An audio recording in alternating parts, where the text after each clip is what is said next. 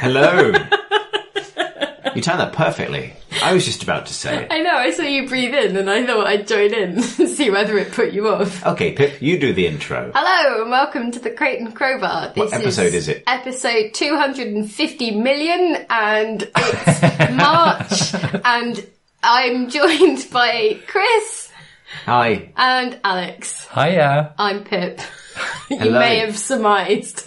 No one really. Actually, I remember when we just started doing the podcast, we didn't say episode number or date at the start, and someone wrote in to tell us that all good podcasts do that. Do you know what? It's Pi Day, so I should have known that. It's episode Pi, and today is the 3/14th in America. 314, bake it. Is that a drugs thing? It's a lot of different things at once. Okay. It's quite a complex joke. 320? That's not the right one. Three blaze it. It's What? blaze it, Alex. Can I just keep saying that? Look, okay, so I believe that there was a bus of drugs. A bus of drugs. And the bus would arrive at the drugs at 3:15 or possibly 4:20. Yeah. That's why people use that on their screen names online. 4:20, Alex. Get with the programme. I don't even get it still because I'm incredibly old. Well, I think I might have explained it badly. There's something about 4:20 and a bus. Yeah, or a good. train. Might That's have been a edgy. train. Was That's it a train? it's... That explains my Xbox Live name and why everyone thinks it's so cool.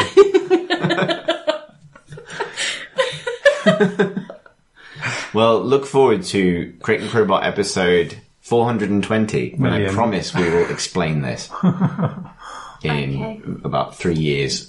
You say blaze it a lot. I do, yeah. A little ironic twist. It's because I'm You a do millennial. realise, the thing is though, no one in this room gets it. I know, because I'm the youngest person here. Okay, well, yeah, but surely we've got the majority at this point, so you're not cool. That's not how knowing things works. No, but I mean, if you just sit there and use slang that we're not on board with, while we're saying things from, like, I don't know, the 18th century, you know, we've got numbers on our side, except for 420, which we'll leave to one side. It's on my side, yeah. We're setting what's cool and we're saying, blaze it ain't cool, daddy-o. It is actually from the 60s, I think. Is it? Yeah, like some of okay. the people here.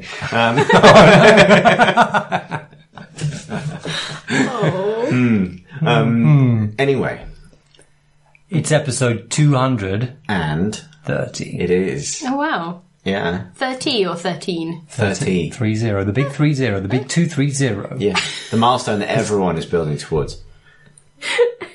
Is that got a drug reference in it? I don't think so, but we wouldn't know, would we? No. No. Okay. It isn't, and it doesn't. And it hasn't, and it 320, won't. sniff it. Hang on.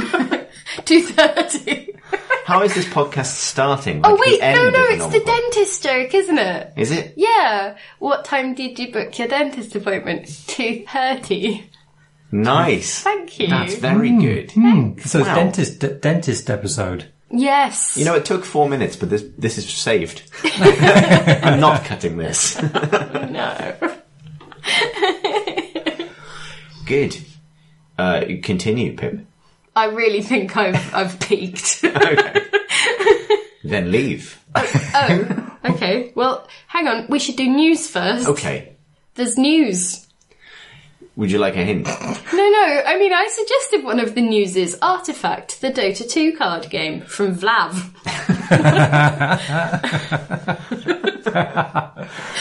Yes, yeah. So it's not. I mean, that was announced back at the International last year. Yeah, but they absolutely refused to give any more details apart from what Day 9 said in like 3 seconds. For sure, and it was announced also. I was going to say to a chorus of almost complete apathy from the crowd of Dota fans, that's a tough crowd. Yeah, I remember it kind of filtered out in that same manner, really, didn't it? Yeah, it had a thick Twitter-friendly Schadenfreude to it, which is a shame because I wish that team well. But I think last week there was a trip to Valve where lots of journalists got to see and play with the game, and lots of new information was revealed, including the fact that, is it Richard Garfield? It is. It is designing it. Hates Mondays, loves lasagna.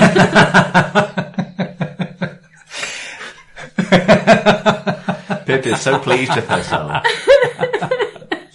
Is that the revelation at the end of so many comics that Garfield's first name is Richard? And he's referred to by his surname in a kind of like boys' sixth form kind of. Yes. Let's go with yes. We had lasagna this evening, and I don't like Mondays. And I think you might be a cat. So yes, Richard oh God. Sorry, there might have been E numbers in my tea. So Richard Garfield, the creator of Magic the Gathering. Yeah, it's like somewhere co-creator around there, or design. I can't remember exactly what it's right. He's very famous for that game. The one what all the other card games are from, apart from Snap. The card game. Yeah. Is working on it and has been working on it for years. He sort of quietly vanished into the Valve ecosystem several years ago. But it kind of just sort of envelops people, and you never hear from them again. Yeah. It feels like it's like going to be the solution to a kind of modern American procedural crime show. I mean, eventually, like, where did this guy go in 2014? What's he been doing all this time? Doesn't matter up. He walked into an anonymous office in Bellevue, and then 4 years later, someone made a card game. Yeah, he's made a card game. But nonetheless, they have made a card game, and they made an extremely complicated-looking card game. It looks incredibly complicated. Mm-hmm. So you've absorbed the rules, have you? I have a little bit. So it's a bit like the. So have I. Okay. Go on. Do go on. Okay. It's a bit like Elder Scrolls Legends. In that it's got 3 lanes, multiple lanes. Elder Scrolls Legends only has 2. Dota has 3, because there are 3 lanes. What? I can see the shapes you were going to make with your face. I don't have to do anything now. I can just sit here and drink this beer with a picture of an angry dwarf on it, and That's you can. Ferret. Sorry, I'm in a really weird mood. So yeah, Dota's thing. Artifact also. So they've announced that. I'm trying to think how we distill this into discussable talking points, but it's like trying to do that while on a bouncy castle. So there's yes. So it's a card game. It's got 3 lanes. It's Dota themed because that was the thing that fit it the best, although it wasn't designed as a Dota game, which is interesting. It's more of a game about trying to solve the design problems with Magic the Gathering, which is very interesting. Yeah. There will be 280 plus cards in the base game, including 44 heroes. You can have a deck that starts at 40 cards, including 5 heroes, 3 of whom will be deployed into lanes at the start of the game. Oh, I feel really... That was nice. I've never found a card game so relaxing. They're all so stressful. And it's got bottomless number wang, I hear. There's no end to it. Is it a case that, so are you playing cards into the lanes and then those cards facing cards are going to be playing against each other? There's like a playing phase and a combat phase, I think. Each of the phases. Each of the lanes has its own like mana pool that you use to spend to play cards into that lane, and then when there's like a combat session, the units that are facing each other do battle, but if there aren't any units, your units or theirs, whichever one is the one that there is, will attack the structure at the end of the lane, which is the tower, which you might remember if you have played Dota, hopefully. And that has like 40 health points. And so like the win conditions are if you destroy 2 towers, so 1 in each of 2 lanes, or if you destroy 1 tower and the ancient that then replaces it. That's a slightly harder task because the tower has 40 health but the ancient has 80, so it's like you know, you would only sort of get that as your victory condition presumably if you were really doubling down on that lane or had, you know, but obviously you would still not be able to entirely leave the other 2 alone because you'd still need to protect your own stuff. So there's a lot of like, I think needing to flip between that micro and macro kind of view and sort of keep track of what's happening and the different synergies of the cards that you have, and figure out, like, you know, things like whether you want to store for time, or, you know, how you've built your deck and what the probability is that things will come out, and, you know, like how you're going to chain your attacks and like adjacency bonuses, and whether the things that you have in one lane could be used in another lane. Like, I haven't seen it, but I've read Tim Clark's like in-depth thing and like talked to him about it. Because he wrote a big old thing for PCG and then stuck around until crazy o'clock in the morning answering questions on Reddit about I think things. he finished writing that sort of 3 a.m. local time. It was didn't he? crazy. So yeah, so I was kind of like, oh, okay, like finding out more and more as it went fast.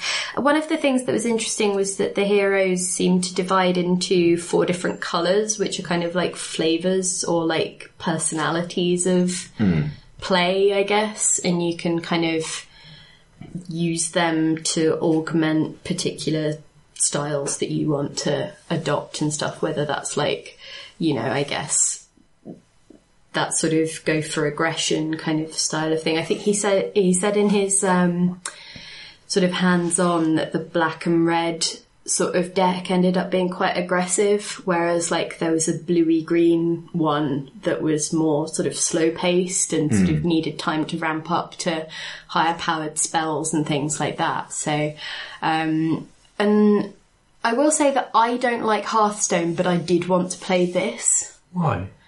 I think as in not... partly because there is definitely the curiosity factor, because as someone who has sunk 2,000 hours into Dota, I'd like that knowledge to have meant something.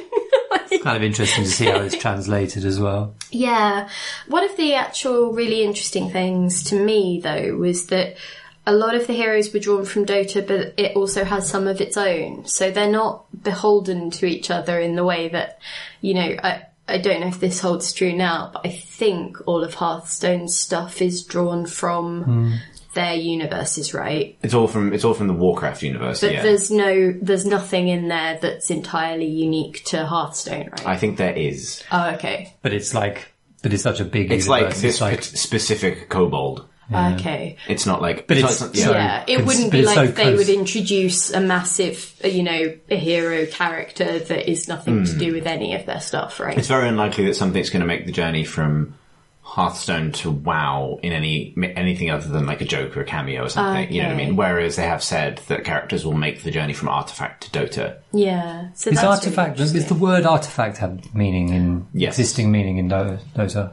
Yeah, it's a item rarity class. No one cares about item rarity in Dota really at all, but it does exist as a term. I don't know whether it has any particular meaning in terms of the card game, whether it has become something else in there that's relevant sort of game-wise. But, I don't know.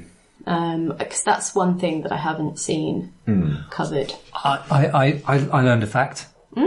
It's not free to play. Yeah. And it's not going to have little packs that you add on and things. You just pay a load of dollar and you got it. Is that true? I think it's Well, both, maybe isn't there's it? extra bits, yeah. It's both, I isn't think it? the idea was that you will be able to buy an entry level pack. But you're not buying like little packs. Yes, So you I are. think You that are. the implication random cards. Yeah. seemed to be, like the impression that Tim had when he left and that he put in the article was that you would also be able to buy card packs, but because it's a trading card game rather than a collectible card game,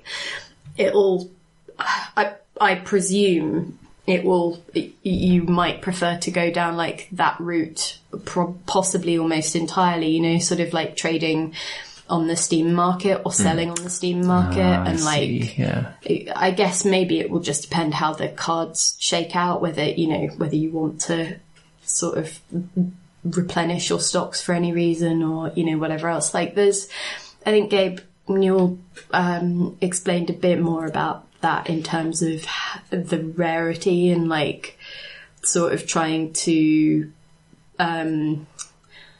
not appease, that's probably not quite the right word, but like, you know, preempt but it's going to be pay to win element. So, but that's one of those things where you'll just have to see how it shakes out as to whether that holds true or not, I guess. Yeah, I think they said that they wanted the value of a card to be more to do with kind of cosmetic factors, like shiny versions, cards signed by pro players, that kinds of thing, which they already did in Dota in various forms over the years, rather than card rarity having something to do with how powerful the card is, like decoupling the rarity of the card from its power level, basically, to avoid kind of like the rare legendary that you kind of need to compete syndrome. Because that seems necessary when that people will be able to sell individual cards on the Steam marketplace. Otherwise, it really genuinely does go down a pretty grim alley. Yes. Do you want to play it, either of you? Definitely. Yeah. No? No, it sounds really complicated, and I get really stressed in Hearthstone.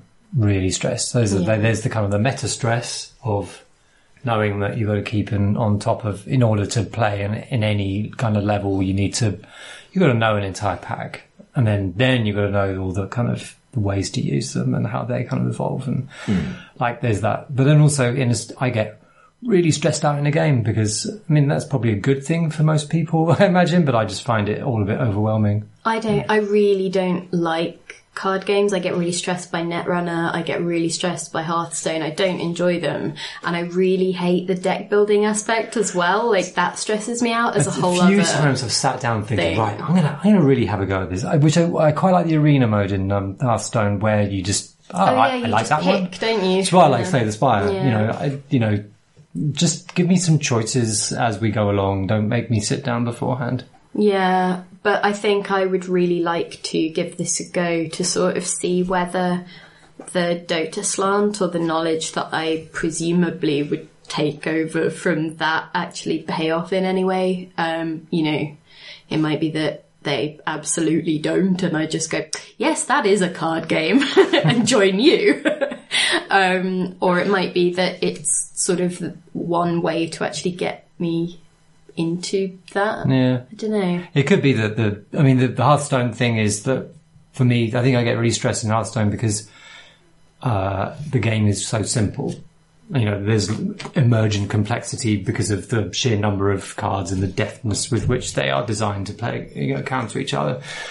This sounds like you might be able to hide within the complexity, or find creative expression within the complexity. Something I've come to notice, that I hate playing chess, but I love playing tactics games because they're really complicated, despite chess being a much purer. Yes, I know exactly what you mean. Do you know what I mean? Yeah, I know exactly what you mean. Or Plants vs Zombies. Yeah. Yeah, I'm really looking forward to it. So I'd like to know what it takes to, money-wise, what you get for that initial outlay, etc., what your kind of expected average outlay is. Because if the bar is set against Hearthstone or any physical CCG, then that's quite a big investment necessarily. So I'm really curious to see how that shakes out. But that notwithstanding, it looks really cool mechanically, and I love deck building, and I love card games. So there's every now and then I go through. I mean, I tend to not I haven't really stuck with any of them for a long time. I go through an intense moment with Hearthstone, although Hearthstone kept reoccurring for me over the years, and then Duelist and stuff. And I think I'm ready for the Dota version of that. The other thing about it that I'm excited about is it's got a lot. In fact, it's all original art. It doesn't reuse any art from Dota. And I like the art that they've shown so far. I like the style. It looks sufficiently different to Hearthstone. It feels very Dota, which has got a slightly more sort of laid back style. I don't know how to quite describe it. It's not realistic, but there's sort of a kind of quite sort of clean, almost like sort of colour, more solid colours. It's slightly more painterly, I would say. Yes, that's a good word for it. Whereas Hearthstone tends to feel more like a comic book. Yeah, or like a movie franchise kind of advert, if that makes sense. It's just a lot more, the saturation and the brightness is way up. Yes, totally. And like having basically exhausted every single piece of official extant Dota art in the course of doing header images for Dota articles over the course of the years, just the fact that there's this huge repository of new Dota pictures is really exciting. Even though that's not a problem I have to solve anymore, I just like knowing that it's out there. There's just a lot of pictures. Whoever does my job in the future, they won't go wanting. Exactly. The big, yeah, exactly. Like I was pleasantly surprised by the game it turned out to be, and I think it's interesting. Like the hero kind of color associations thing is interesting because I think when I heard that was the case, I assumed it would break down really neatly into the Dota hero categories: intelligence, agility, and strength, which are blue, green, and red. But because this is fourth one, the kind of black colour, this just feels like Magic the Gathering to me now. Like, it's kind of interesting seeing two kind of common bits of terminology that, that are common to both of those games kind of collide in this obvious kind of, all of the green heroes they've shown are green in both, etc. But that is, that's neat, and that's kind of changed where it is in my mind. Now it's just a new card game that happens to have a Dota skin rather than the Dota card game, if that makes sense. It's like Gwent. Yeah. I haven't played Gwent either. I haven't really played Gwent, which is because I've not, like The Witcher remains my biggest blind spot, so. I did play it in Witcher and I enjoyed it very much. It's good. Anyway. But anyway. I like Pontoon. Just have to do some counting. No one's done that on the video games, as far as I'm aware. Oh, Pontoon. Is Pontoon basically blackjack? I think so. It is, isn't it? Yeah. It's just what we had to call it at school so we didn't get our cards confiscated at lunchtime. It's okay, it's Pontoon. Yeah, exactly. And you can play an excellent game of Pontoon in almost any game, but I would particularly draw attention to the Game Boy James Bond adventure, where you can just stop in the casino level and play a crap blackjack mini game for every car journey you take between the years of 1996 and 1998. Wow. That explains that stare you get sometimes. Twist. Stick. Yeah. Is there any other news going on? So there's a rumour of, because we're sort of on the beginning of spring, which means that we're at the part of the year now where things that are going to be announced at E3 get leaked on purpose. So Splinter Cell, that's probably going to be a thing this year, seems like. There was an Amazon listing for Splinter Cell 2018. And given that the second half of this year is so kind of devoid of traditional AAA, big old shooty gams. I believe there's Tomb Raider got leaked today. With the most bizarre leak. Well, it was really weird because it's things like, I just happened to be looking through the HTML on the website, or which somehow, for some reason, they thought they'd put the entire marketing campaign schedule in. The thing is, though, I've always been confused by people who data mine, because it's like, who does that? Why? Why do people? I do sometimes look because they put Easter eggs in there sometimes. Do you? Yeah. Okay. Something like this always has the alarm bell of someone was told to look there, kind of about it. And guess the movie reviews are out today. That's funny. The both of them happening the same day. Maybe that's what would prompt you if you were that kind of person to do that. But yeah, maybe I'm being too naive. I think that you have a healthy attitude, and nobody should be digging around in I just HTML. feel like I've got sandwiches to eat. I'm not going to be deep diving on a website for it's a new web. I heard there's a new website out. Let's have a look at the code. I'm in. Speaking of basically exactly Alex Wiltshire, web detective. Well, speaking of Alex Wiltshire, web detective. Sam Barlow's #wargames came out today. Is he a web detective? I think it's about web detectives Okay. of a sort. Because I only hackers. really know the basic plot of Wargames, the Matthew Broderick film of the 80s, which was loosely inspirational, right? I think this is I think it's a reimagining of that. I hope it's not too cool, because that's one of the endearing things about the original War Games is that nobody comes off as very cool. Because wasn't the plot of the original War Games that Matthew Broderick ended up sort of thinking that he was just tooling around, but was actually really on the verge of triggering. That's exactly it. War, right? Oh, it was thrilling. I feel like we should watch this on one of. Oh, it's wonderful. No, literally, we watched it fairly recently because I wanted to show my son, and everybody got massively into it. It was really good. Oh, It's a really good film. Also, side note, sorry podcast.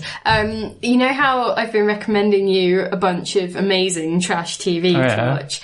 Vampire Academy. Check it out. Film. Oh my, So wow. good. I can vouch for Okay. that. So good. It's like a million billion things happen. Just one after another, and it's just the best thing. Like, randomly Jolie Richardson turns up as the Queen of Vampires. They got her in? Yes, they did. And Is it Vampire School by so Academy? it's a vampire school, but like half of the people are vampires and half of the people are dampires, and the dampires have to collect the vampires, protect rather. Oh yeah. That sounds like fun. It's appalling, but No, it's transcendental. a crow dies for no reason. That crow. Anyway, sorry, Back on Sam. topic. Barlow. I think he'd If want you to know. if you watch more trash TV, Sam. Yeah, because then he can remake #Vampire Academy. Top tip. I'd actually totally play Sam Barlow's Vampire Academy. Yes, interactive movie. But yes, so the new Wargames, it's a TV show with interactive elements. I'm not sure exactly how that works. I think the first episode is about 11 minutes long, and it's available for free on the Wargames website. I don't go too deep into the weeds on it because I haven't played it. But it is on Steam. I think for like an ad-free version that costs $3, which is interesting. Yes. It's Potentially amazing, you know. yeah. Because it's one of those things that has been knocking around in various forms, as in interactive movies, for a fair old while now. Because I remember when I worked at Wired, it was one of those news stories that would sort of circulate every now and again. It would be the latest company putting out for venture capital funding. This time they can really do it. And like, I think I might even have written about the company before it got renamed. It's either Eco or Echo, like EKO, but I think it was something else before. It was like Interlude or something prior to that. And I think, if I remember rightly, Sam Barlow isn't just this game's sort of creator and director. I think he might be the creative director for that company, as in not, like the person in charge of their, like the actual sort of creation side rather than Like showrunnery kind of fella, yeah. Yeah, so I'm not sure if that's still the case, but I'm fairly sure that was what it was when I last wrote about it. But I'd be really interested to see like what it is now and Well, whether... he seems to be good at putting a game in. That Yeah. was before it was kind of, here's a sort of branching narrative and with clunky kind of interludes. Yeah, I remember the last thing I played that tried this was Defiance. Remember Defiance? Oh, with the MMO, the one with the TV series, the Sci-Fi Channel TV series. It was terrible. Didn't they just announce that some part of it, like the game still exists or something? It does, It's just gone free to play or something, or something's happened to it. There's a sort of, there was like a sub Warframe, sub Destiny kind of shooter MMO that they built. The sort of ostensibly actions in the game would tie back into the TV series, but I think we talked about this in the podcast actually. I reviewed it for PC Gamer, but it was just impossible because the time, the production schedules for each of those things were so wildly different that it would just never work. And from the conception to execution was completely doomed because there was no way it would ever line up in a way that players would find meaningful. Yeah, at the same time, players are sort of like, we've seen this kind of thing before. Since when has TV ever gotten games right? Yeah. There was a thing, I think, not too long ago that wasn't a game, but it struck me as more on a similar continuum with regard to things like Her Story, which was a short film, maybe 5 minutes long or something, and you could watch it from any one of the three main characters' perspectives, and so by scrubbing back and forth and switching between those in real time, you could actually unpick what had happened. And that sort of struck me as more like when I've come back to thinking about Sam Barlow's projects or where he might fit in all this. Again, I haven't played it and I don't know more than when I last wrote a news story about it years ago, probably. But that struck me as more, an interesting way of doing that is having these intertwining perspectives that you sort of never quite get the full story because you're sort of always trying to like figure out the cause or the effect or, that kind of thing, which is super interesting. It must be so difficult to do, but like I would be super interested to see whether that technology or that idea has found its moment, I guess, because it does keep circling back around. So yeah. Yeah, it's cool. I think maybe this would be something for us to discuss. Play it next week. Next week, yeah. Stay tuned. Indeed. Indeed. Alex, what have you been playing?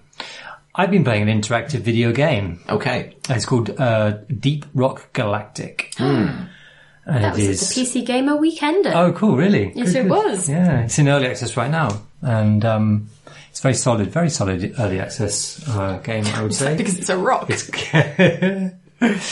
And I've forgotten. I made a note to remember it, and I knew I'd forget it. But it's got a slogan, and it's a really good slogan. It's 3 words, and it's like dwarves. You are a space dwarf, obviously. Dwarves, dark. That's like 5 words dwarves, already. Dark, and another word would be with D. Drilling. It's really good. Drilling. It might be drilling.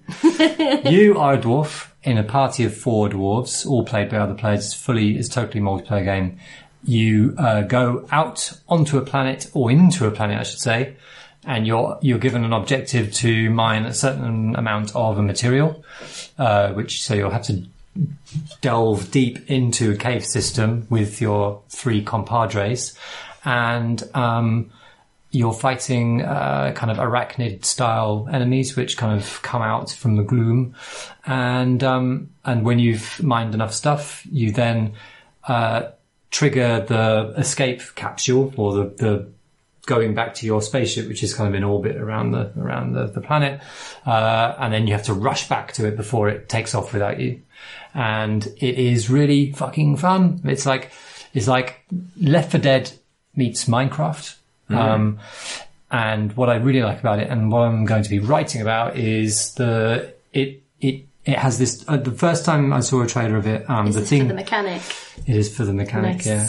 The first thing that really took me when I saw the first trailer is this image of you've got a supply of recharging flares. You have 3, and they continually recharge, and you throw a flare, and if you're not providing light, it is pitch black. Like, it is like being in Minecraft mine without, and you're blocked in.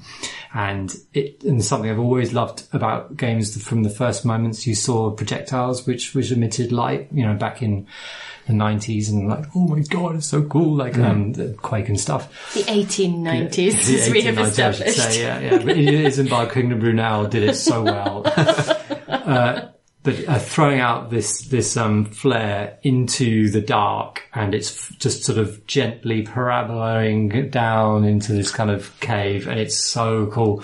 It's got this sort of somewhat low poly, no texture kind of look to it, which really catches the light, really emphasizes, what's being lit, and you see it just falling down into the distance. That's cool. And it's really, but that is something is really important. You've got to keep things lit so you know what's available around you. And it's also a really nice way of keeping the 4 players together. Like, so there's quite a few threats down there, and you can choose the level of, challenge you're going to go into at the start of a campaign, or at the start of a sortie into the mine. But mostly you've got to stick together, because there are occasionally just, hordes of insects come at you. So being able to see where they are is a great advantage. There are 4, I think, classes. There's a gunner who has a big minigun. There is a scout. There's a mini big gun. Yeah, I think the scout has a shotgun, I think. I haven't actually played the scout, but the scout also has a gun that is able to shoot flares into the ceiling or into a surface so they can put down, and it's got a brighter light to it. There is an engineer who can put down turrets, and there is another one which... There's a tank, I believe, because I played as that one. Oh, you played? Yeah. Well, I tried to, but it was one of those things where, because it was a work event, I'd come in early, so I didn't have anyone to play with, so I just ended up chatting with the PR for a while. But yeah, and so I actually I have it, so I really wanted to play with you, but this is the week that my PC decided to kick the bucket at home, so I need to sort of figure that one out. But were you playing with people you knew? Or No, strangers. And actually it works well. I really don't like playing with strangers, but not only is matchmaking sort of, you click, hit play, quick play, and it found 3 people, and it also has drop in as well. But that, I think it's partly the light mechanic means that everybody is placed quite close together, and you feel under threat. It feels quite claustrophobic because you can't see far. You tend to stick together, and the cave systems are very windy, very complex. And so, you don't, if people are out of sight and you can hold down control and you can see outlines of where they are, when they're out of sight, you kind of go, oh God, I'm all alone. Your flares last about 15 seconds. So, you'll want everybody to be throwing lights to have a continual. Some of the chambers are huge. So a lot of the time you actually, while you're moving through a space, you'll spend a lot of time sometimes in large in open areas just to kind of make sure you've got everything from out of them. Once you've got the quota, you have this thing called the mule, which is like where you're dumping your minerals into. The more minerals you get, like they're the ones you're collecting, but they're also sort of subsidiary ones that will give you extra kind of points and stuff. You have to summon the mule, and this is a little clunky little thing that can actually walk on sort of ceilings and things. Comes along, and you fill it up, and it's really good. There's good mobility options you have. So the gunner is able to shoot a zip line with a very limited number of stock of them. So you've got to use it carefully, and that anyone else can then use your in place zip lines to get up there. One of the other dwarf classes, can't remember which one, is able to put down platforms and to build kind of staircases. There's a driller, that's the one. That's the other one, which has 2 just driller arms, is able to just dig through kind of. Yeah, I think I basically picked the one that sounded like a tank, because it was like, because I wasn't sure I'd have anyone else to play with, so I thought I'd try and be survivable. A dwarf for all occasions. But they're all pretty kind of, useful on their own terms. They can all do everything you need to. But once you've got your quota, you put everything into the mule, and then there's a button on the mule which calls the escape pod. And once you call that, you have, I think, 4 minutes or maybe 5 minutes to get back to the surface again. And sometimes it is such a winding route you took down that it's really hard to know where you are. So you can follow the mule, which the mule then just automatically just rushes back again. So you can follow it, and it leaves a light trail behind it. Often you can miss that. So the last time I played, the other morning, we were all together. We were low on supplies. You can call supplies drops in. You kind of run out of ammo quite quickly. So you'll need to do that, but it costs you. So everything was running very low. We couldn't find our way out of the big chamber, this huge chamber at the end, which we'd gotten into. The mule just disappeared. Everyone was just going round and round in circles, not being able to find the way. Eventually, me and one other person did find the way out, and we were charging up. We had very little time. We had about a minute left to get to, we were just running. And at the end, we were just like the arachnid alien fellas just came in and just tore us to pieces, and it was great. It was really fun. It's early access. There are chunks of kind of like the base in which there's like a sort of social communal area where there are sort of bits of it, like a commemoration hall and various other little sort of incidental bits which aren't built yet. But it's quite nicely framed because it's as if the dwarves haven't actually made it yet. So it's cool. It sort of works. The one thing I do wonder is, will it have that long-term kind of sort of pull? Like, will you always get the same experience? You know, because it's quite a sort of a set thing. You go down, you mine stuff, and then you rush back again. And that is, and on the way you'll have sudden rushes of lots of insects, and you'll have to deal with them. And, you know, is that enough? And then I thought that Left 4 Dead was the same experience over and over again, and that was... So I wonder whether it will come down to things like, because the other thing, and the thing which you might be going to talk about, is Vermintide 2. Which solves this problem. Yeah, and it has that sort of the AI director and the random spawning, and one of my US colleagues, felt that, it does seem to have that sort of freshness at least sorted out, even if it has other things that it is. Yeah, so Left 4 Dead pioneered the sort of AI director kind of thing in order to keep it fresh.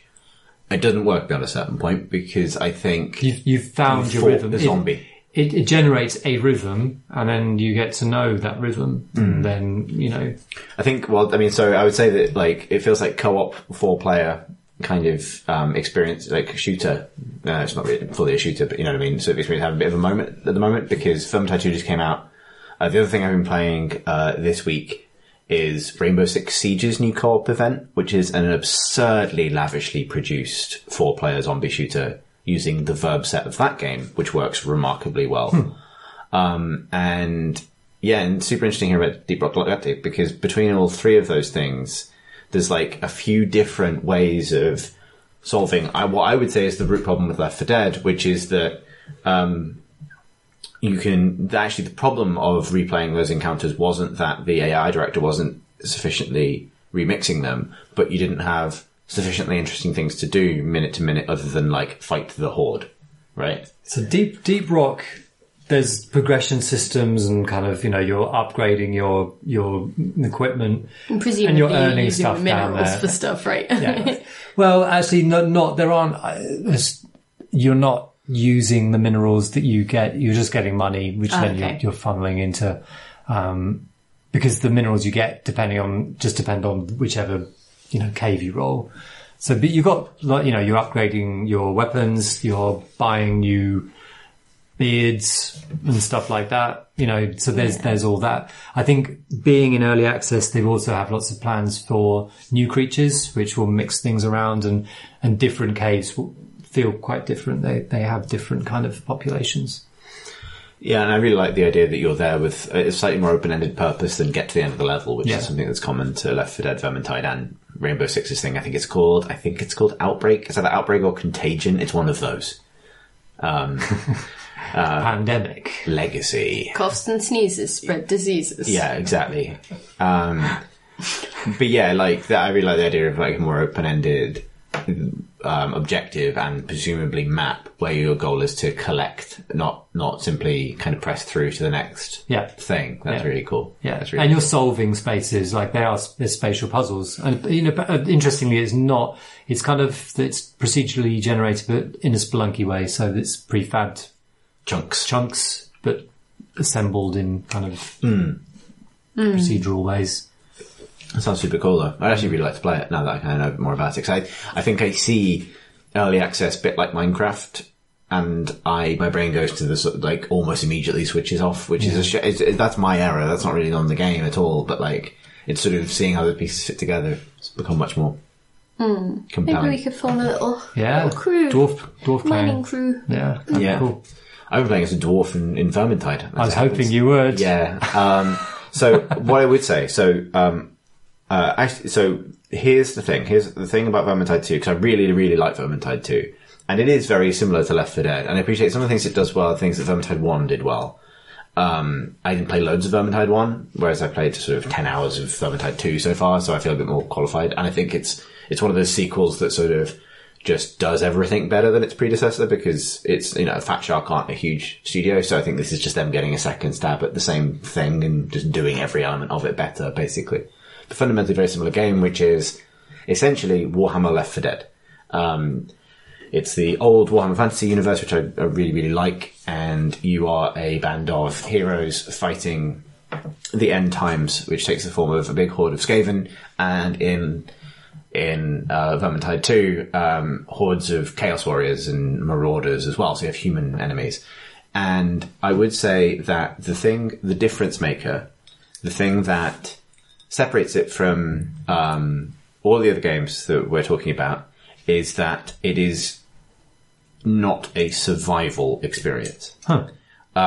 It's not like, Left 4 Dead is how do we make a kind of multiplayer game that kind of, not fully procedurally, but kind of generates a kind of like zombie movie survival firefight encounter.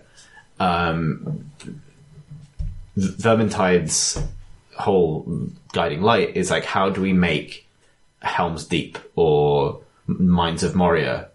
How do we make that the co-op experience? And it has exactly the same kind of set of verbs as Left 4 Dead, but its aspirations in terms of tone is completely different. And I really, really, really like that, because the ironic thing is it's really hard. It's much harder than Left 4 Dead. Like, if you playing at the easiest setting, you will not win the first time you play it. Like, you have to keep trying, and like, you will get wiped out. And when it randomly drops a boss monster in, sometimes you'll just get completely screwed. It's actually like, it's much, much, much more taxing than I found Left 4 Dead to be at the normal difficulty levels most people blast through it on. But despite that, the reason I've really been enjoying it is it creates this really strong sense of like, actually you're a bunch of heroes on an adventure, not a bunch of survivors battling the odds. They've improved. There's a bunch of things that contribute to that. One is the fact that you're not, it's predominantly a melee game. You have a ranged weapon, but your ranged weapon, and you can swap so there are lots of different characters, but they can each have lots of different weapon loadouts. And the weapon loadouts you pick affect kind of what you're going to be good at. So, I have taken to playing my dwarf kind of as a tank with a big shield, and a shield and a hammer, and then a kind of a breech-loaded shotgun, basically, that is really good against crowds, because I can unload it into a crowd, but also I can kind of like do loads of damage to a boss if I can get close to a boss, but that carries risk. And then with my shield, I have like a huge kind of like block stamina bar. When you start to block, you have like a certain amount of shields pop up, and everyone can do this, but if the elf goes to parry with her sword, she might get 3 shields. And as a stout little dwarf hiding behind my shield, I get 7, and it covers a 180-degree arc in front of me when I block. And that's sort of practically blocking everything in front of me for people standing behind me. And because I'm really little, they can reach over. They can shoot over my head, which is really sweet.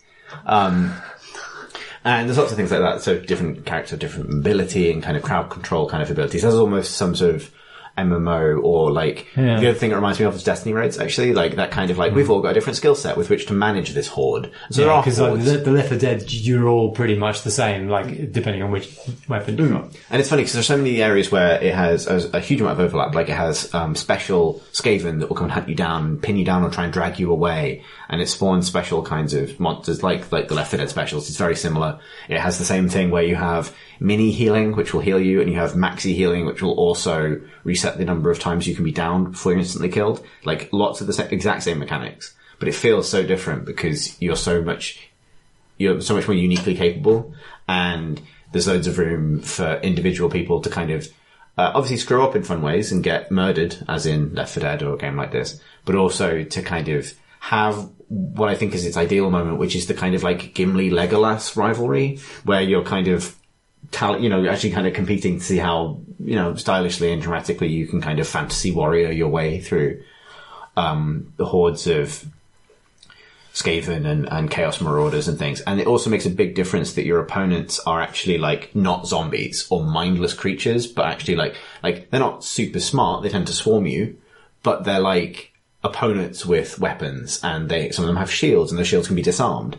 And so the actual act of fighting them feels a lot more like a fight. A bit more involved. And there's a lot more like cool, some of it, I don't know if it's fully locational damage, but there's great animations for like the angle you actually hit something. So, as a dwarf, like I really am like half the height of everyone else. Like they don't, like there's one of the early levels on one of the little campaigns, one of the first environments you go through is a cornfield. and I was literally completely I couldn't see a fucking thing, and I was having to explain, like, guys, I can't see, and like my friend Dan turns around and he can just see the top of my helmet like bobbing along through the corn, and like then we all died a bit later, and we tried that mission again, and I just stood at a rock like in the corner of the cornfield with a rifle, just like, I'm going to help from here, I'm not coming into the corn, and like there's a Warhammer joke there somewhere, but like, and that, not a good one, but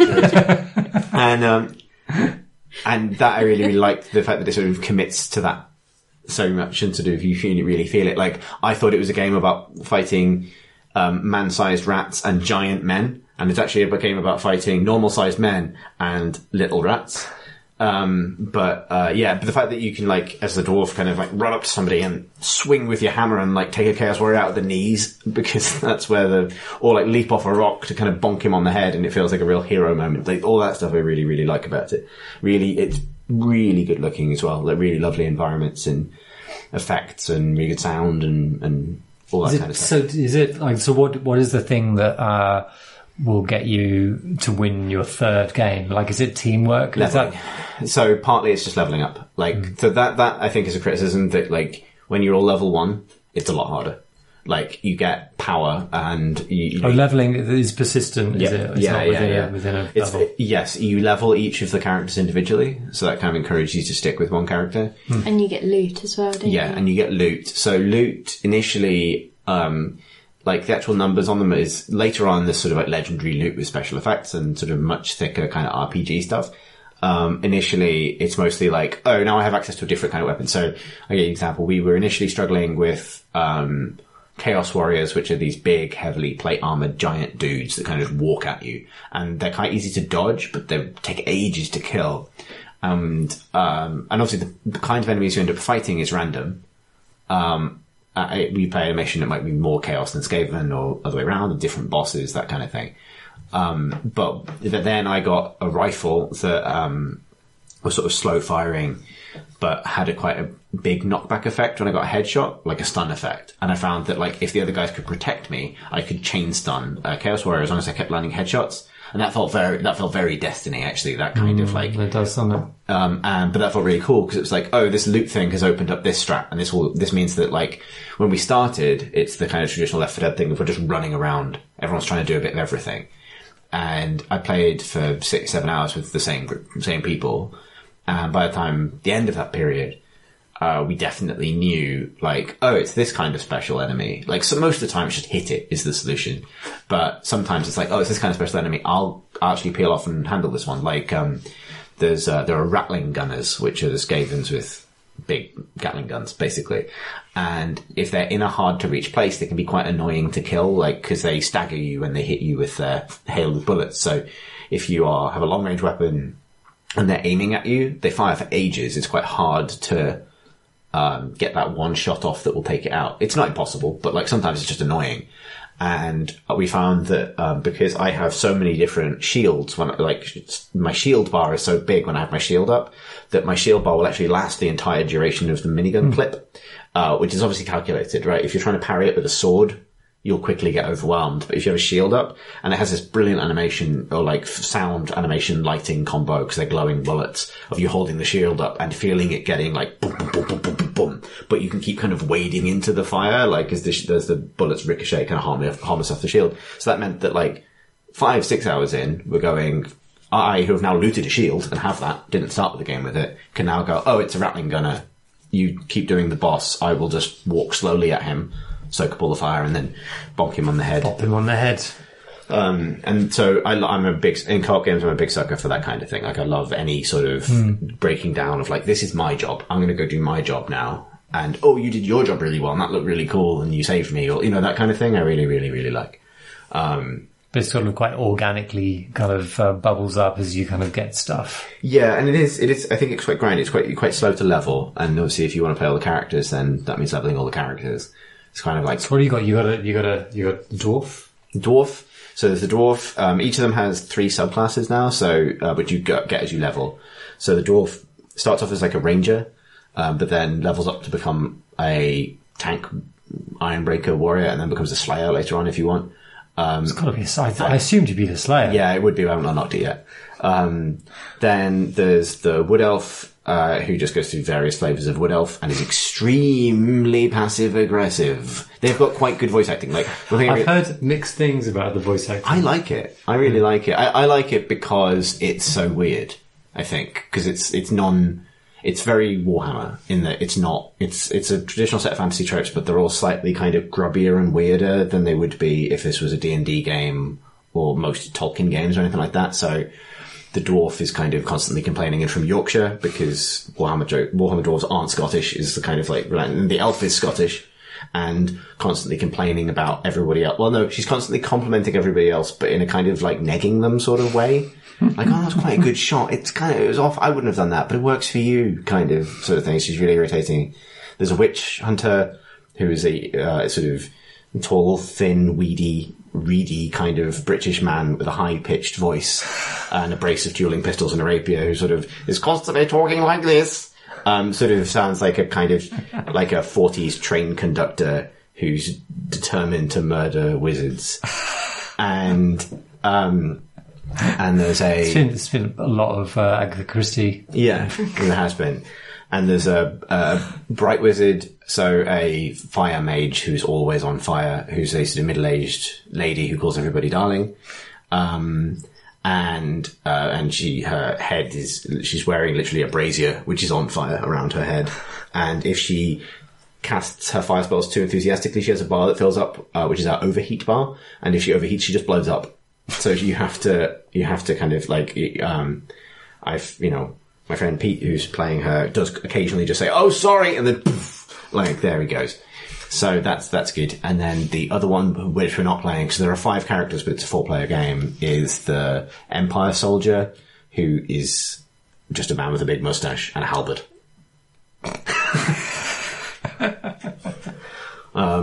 Where's he from? Bristol? It's Midlands-ish. Excellent. But yeah, I actually really like the kind of the tone and the writing. Like it's a really unusual set of, you know what I mean? It's not like the cool fantasy tropes that you'd expect. Like they're all weirdos, and that's the most Warhammer thing about it. Yeah. It's just packed jam full of weirdos. There's a lot of good shouting. Also, it also helps a lot that Skaven can talk.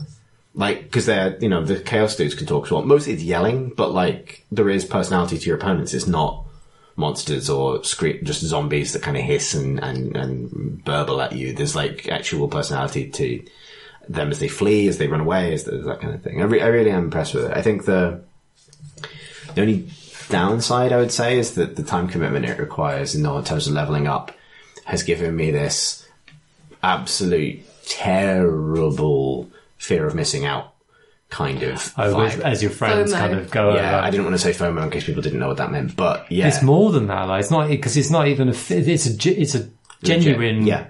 Did you understand FOMO?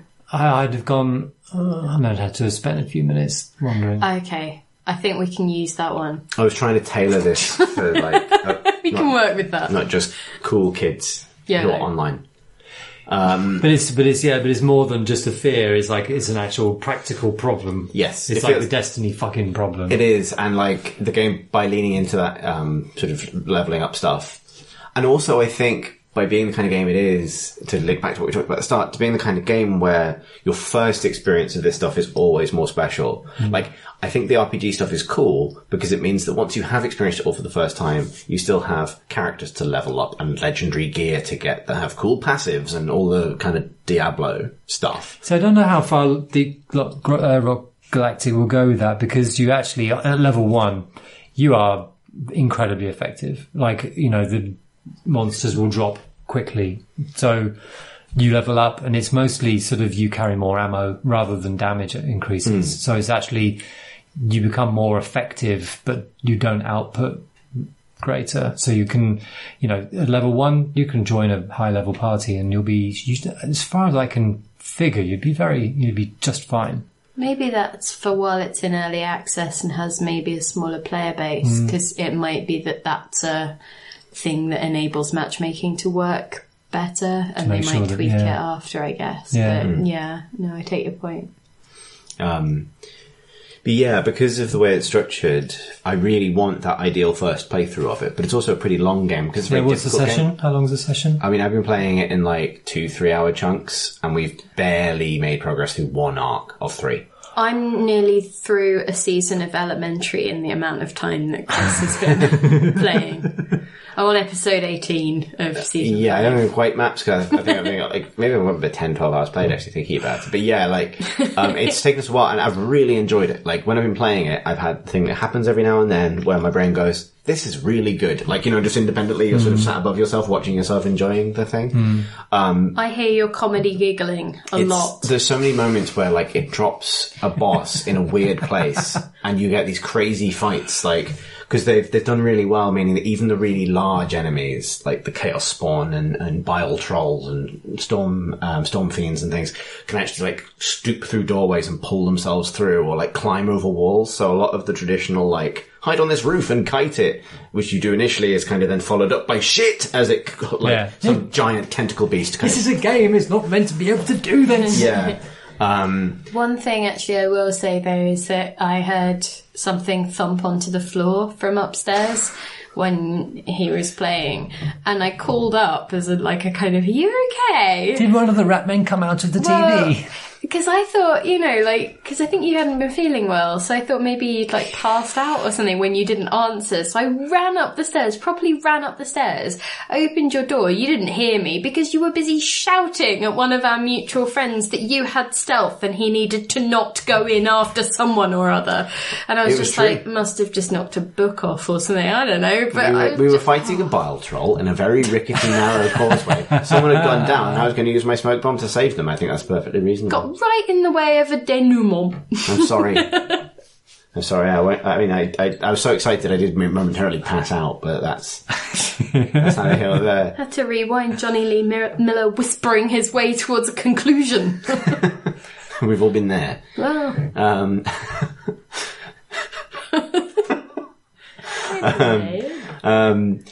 But yes, no, it has given me that, I really wish it's the kind of thing I could have, just consume in one sitting with one group of people and kind of get all of that mileage out of straight away. Yeah. I don't know how long I'll stick with it in terms of, wanting to grind. As soon as one person stops kind of logging in, you kind of go, let's... Yeah. Well, I had that with GTA heists and stuff. I had a group that I thought that we were all going to do it together, and then I found out they were cheating on me with another heist group, and I was I was done at that point. I was like, oh... I think it's a genuine issue. GTA heists are a perfect example of this because they are also experiences that are really best the first time you encounter them. Yeah. And also because they're kind of experiences that have a thread from one to the next. In the case of GTA, it's you kind of achieving things as a team. It's you getting the little cutscenes where you're all celebrating afterwards. They benefit in terms of feel from doing them with the same gang.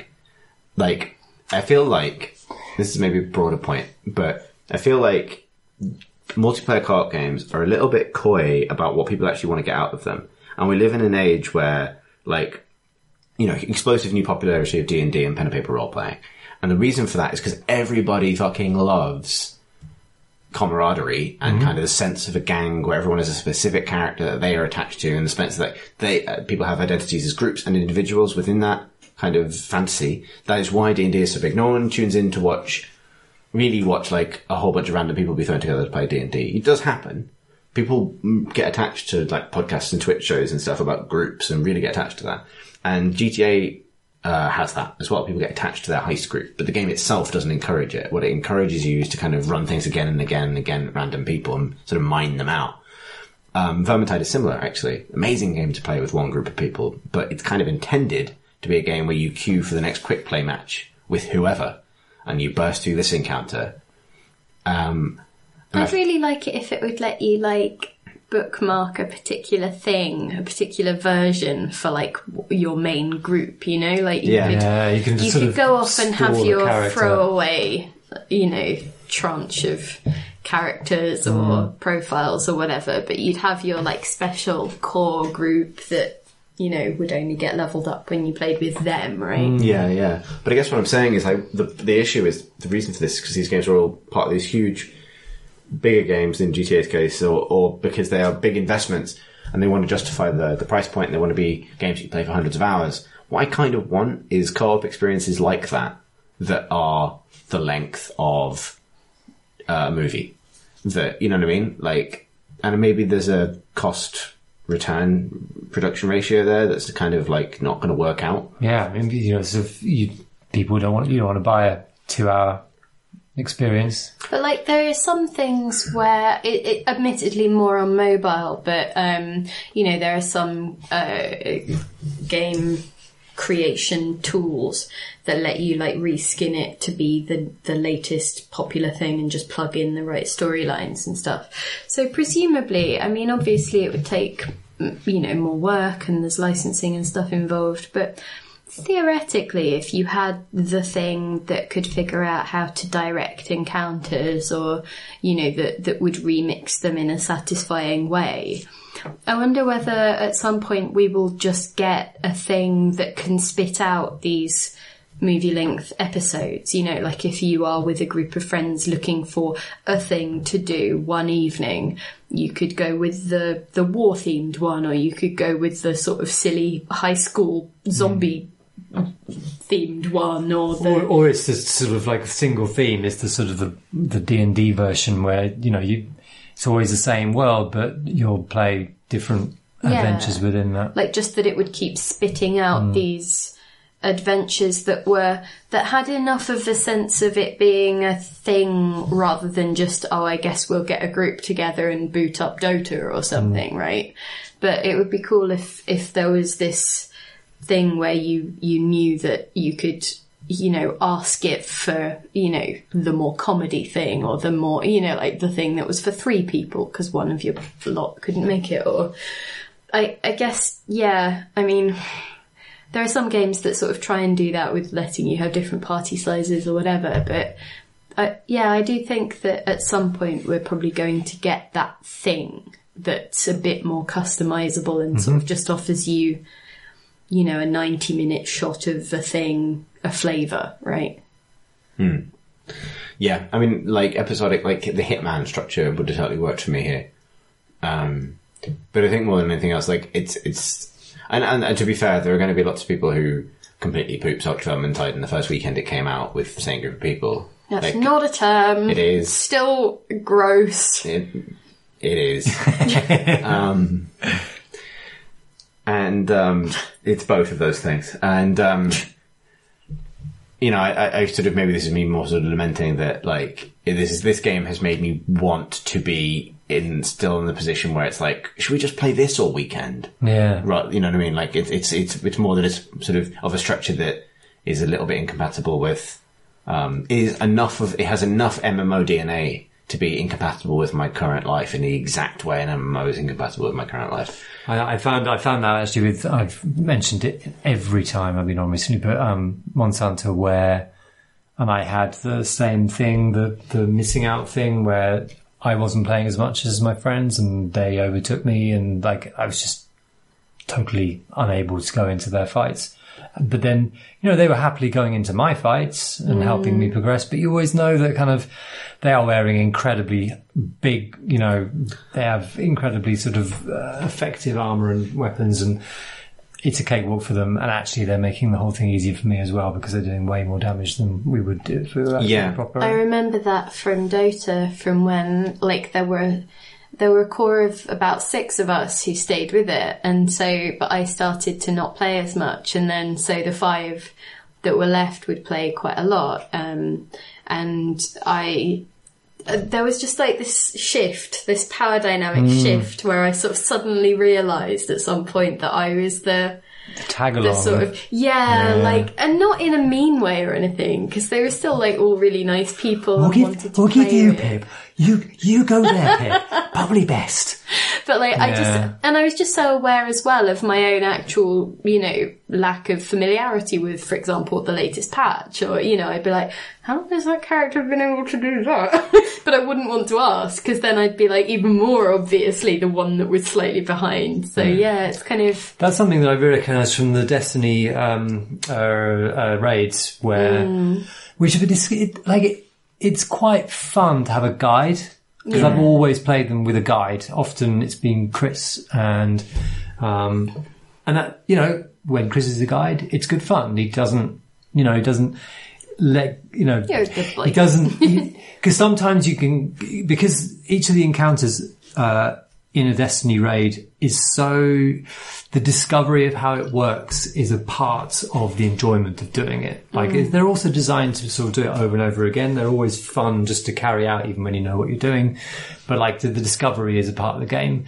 And you need a guide who is there to kind of bevel off the kind of the rough edges as you're kind of casting around thinking, how the fuck do we do this? But you also want, you know, you want the team to be you want to be together. sensitive to the experience. Like I approach Destiny Shepherding because I used to do it a lot with a bit of a GM's eye to like. That's what I was thinking. So a lot of it is like. I think that's why our friend Sai is quite good at it as well, because he's really chill, so he'll just sort of sit back and let you bash your head against the thing and just be the sixth member of the party or whatever.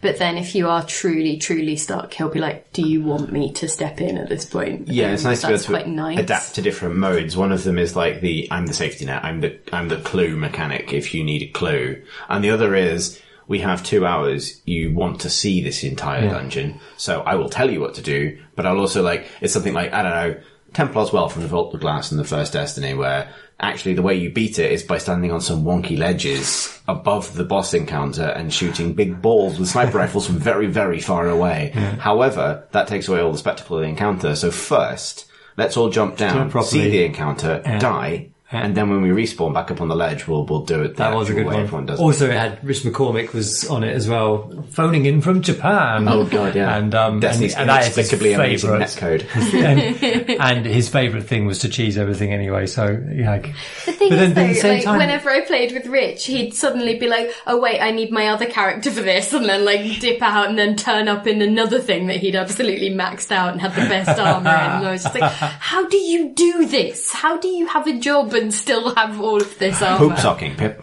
Poop That's socking. so disgusting. The magic of poop socking. No, it was never a thing outside PC Gamer, and I refused to even incorporate it in my own life. Unfortunately, the Work is bleeding into everything now. Yeah. Sorry. You know, I was going to say that the on one hand that works, but on the other hand, I have been in the situation where I have not played, like I haven't played the Destiny 2 raid because there was never a time when everybody was available. Yeah. And I didn't want to do it with randos, and I didn't, you know, and therefore I never fucking played it. Same.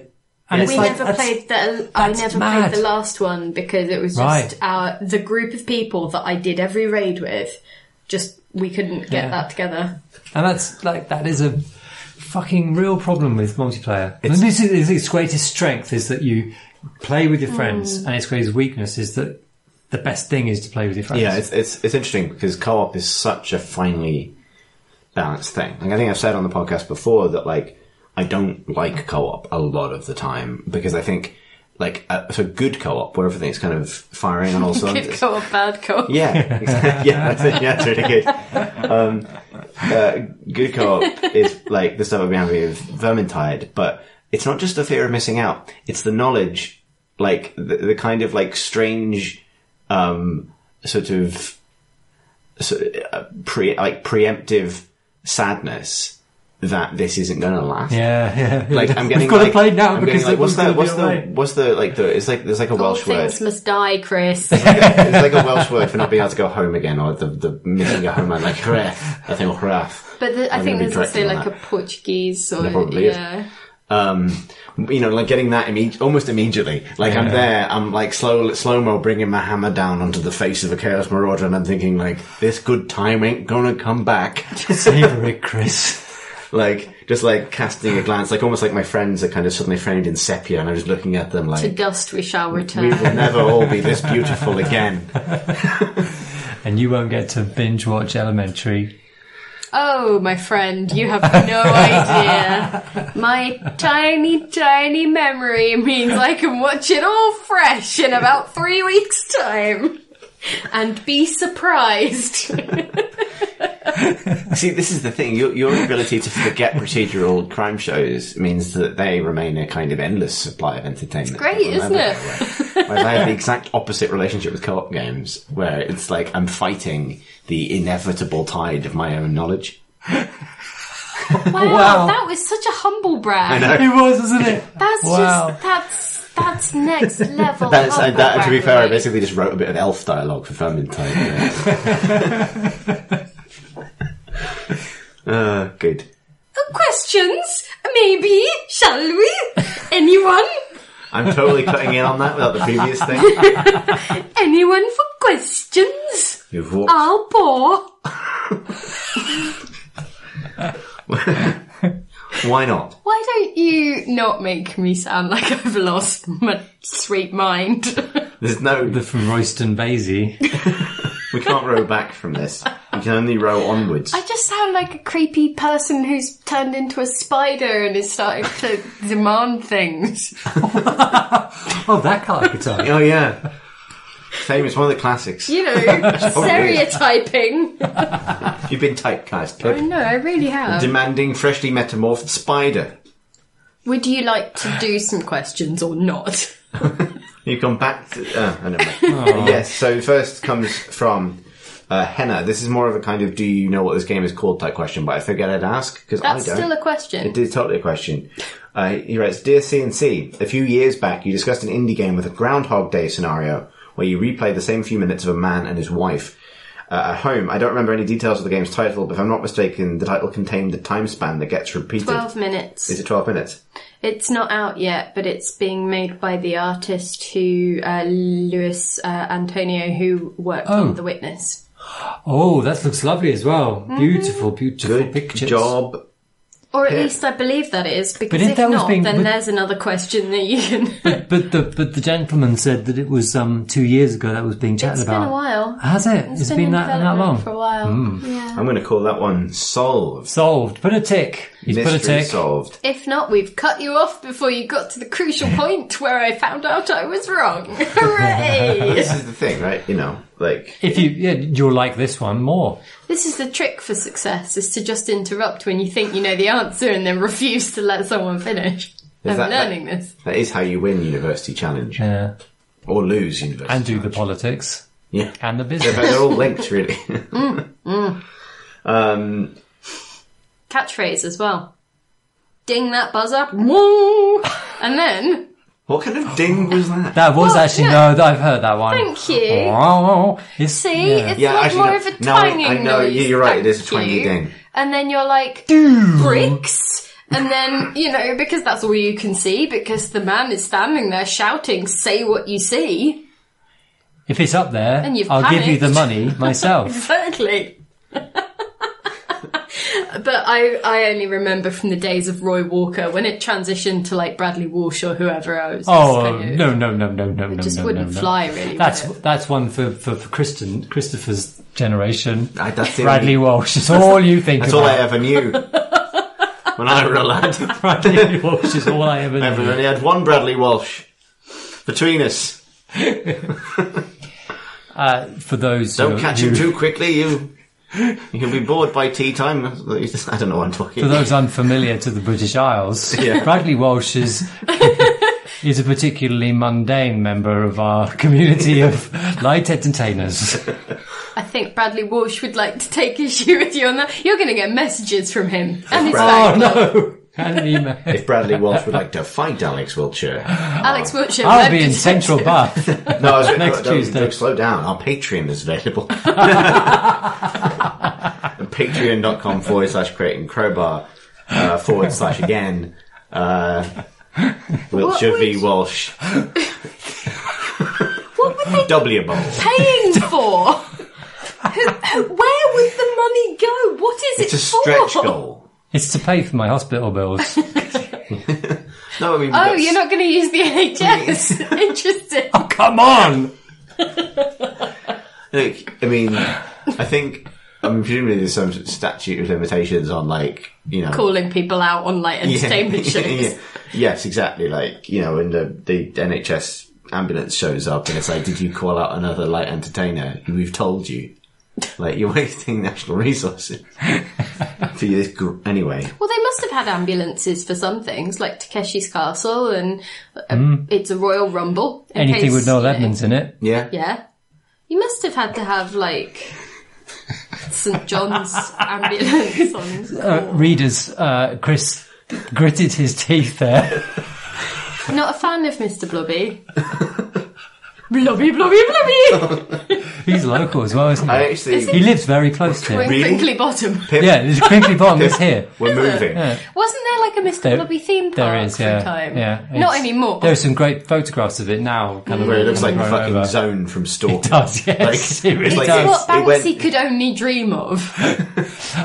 Noel Edmonds Naught to Pripyat faster than is another light entertainer, famous here for his amusing comedy character sidekick, Mr. Blobby. Well, no, he's also now famous for the Deal or No Deal side of that's things true. of his Yeah, from the catalogue beginning, of output. a very young Andrew Wilson was on an early episode of Deal or No Deal, and that's where the loot box comes from. It's real. It's That's true. a lie. Is it? Yes. Yes, it is. I was with him 100% of the way. I was thinking, this changes everything. Well, also it changes nothing, but sure. It does actually, it doesn't change anything at all. But yeah. I felt moved.